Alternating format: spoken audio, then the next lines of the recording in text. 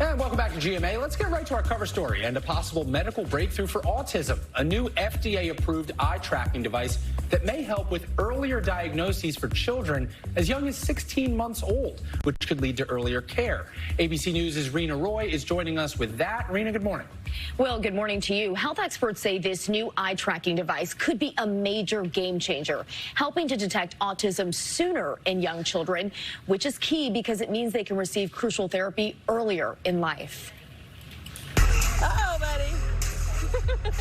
Dawson Britt is a loving 12-year-old living with autism. We call him Awesome Dawson. Dawson was diagnosed when he was 3 years old after being enrolled in an early clinical trial for an eye tracking device designed to help diagnose and assess children with autism as early as possible.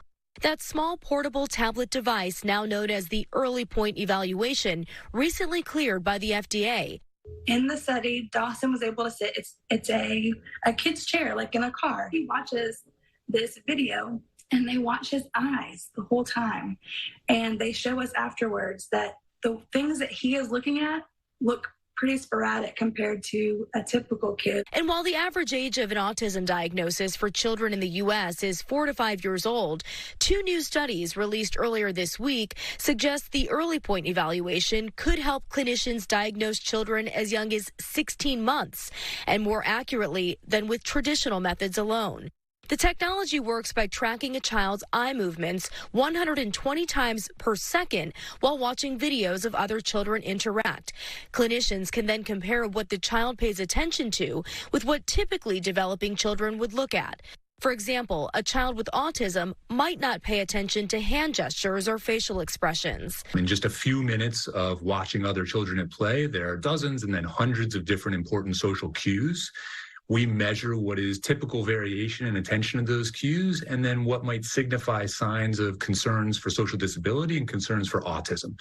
We use that to inform clinicians about whether or not a child may have autism and to actually measure a child's strengths and vulnerabilities in 3 key areas: the level of social disability, as well as a child's level of verbal ability, their communicative abilities, and their nonverbal cognitive problem-solving skills. Experts say early diagnosis and early intervention is crucial when thinking about treatment. The goal in getting in under the age of 3 is that we can help children with autism to grow and thrive at any age.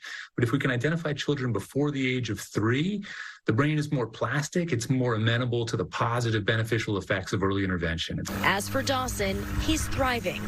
It truly is about getting your child the help that they need to be successful. It has nothing to do with not doing enough or I should do more. It's about getting them what they need. That's the bottom line. And right now, the device is only available in several specialty centers, but the hope is to make it more widely available. Researchers are currently studying whether it can be used by pediatricians and primary care physicians in their offices. Will. All right, a wonderful story. Whit? All right, now to a new children's book from our friend and former ABC News colleague, former Weekend GMA.